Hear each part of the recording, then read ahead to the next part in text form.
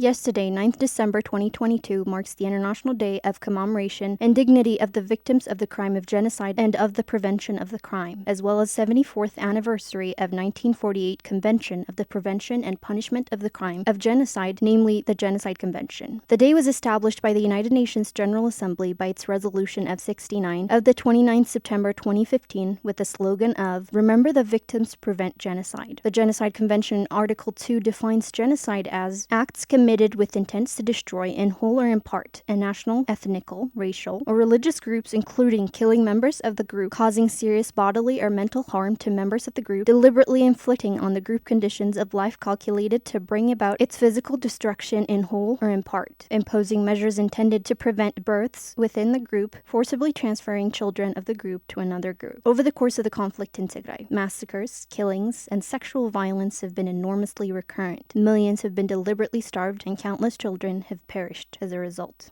Many experts have given evidence that genocide has taken place in Tigray.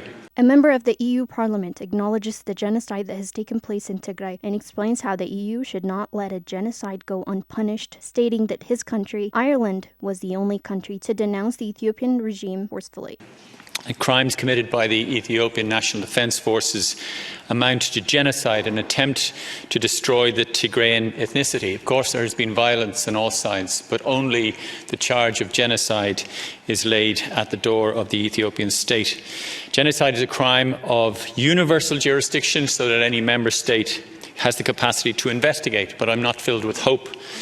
My own country, Ireland, was the only one to denounce the Ethiopian regime forcefully and was targeted and threatened and subject to diplomatic expulsions. Our first priority must be humanitarian access and sustaining the peace. But surely the European Union cannot let genocide go unpunished in 2022. Thank you. In addition, it is to be remembered that the United States Holocaust Memorial Museums had warned of the heightened risk of genocide and mass atrocities in Tigray, ranking Ethiopia as one of the top 10 highest risk countries in the world for a new onset of mass killings. Naomi Kakaler, director of the United States Holocaust Memorial Museums Center for the Prevention of Genocide, said, "While the news of the peace talks are positive steps, it's critical to recall that mass atrocities often continue to be perpetrated, and close to 500,000 people are reported to have been murdered or died as a result of forced starvation. In addition, that Tigrayan women and girls have suffered widespread sexual violence, including rape, gang rape, and sexual mutilation."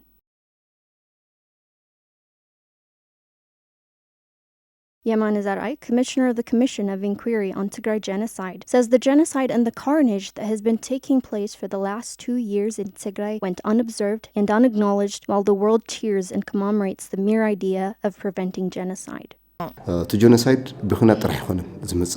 War and direct killings are not the only means of committing genocide. Siege and encirclements are also primary approaches. Little has been done to prevent this. Invading forces, namely the Eritrean and the Amhara expansion forces, are still in Tigray, committing heinous crimes that amount to genocide. The fact that they are killing and torturing people, committing brutal sexual violence, looting properties, indiscriminately shelling civilian residence areas, and most importantly, blocking the entry of desperately needed humanitarian supply shows that genocide is still massively being committed in Tigray.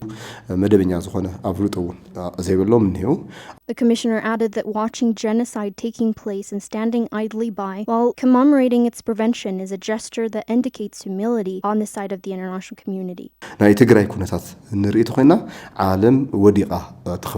The world has failed to prevent the genocide in Tigray and call it by its proper name. Commemorating Genocide Prevention Day while watching a genocide taking place idly by is something that the world needs to be ashamed of. They have been celebrating Women's Day while watching countless women in Tigray be subjected to brutal sexual violence and doing nothing. The commissioner also said that while the peace prospects and the action the international community has started taking are things to be appreciated, the implementation of the agreement is something that needs to be taken seriously, and the prior action needs to be putting an end to the ongoing crimes. Occupying forces Lastly, the commissioner reminded that this day needs to be celebrated while acknowledging the genocide in Tigray, holding the perpetrators accountable for their acts with a promise of restoration and repair for the damage that has been caused.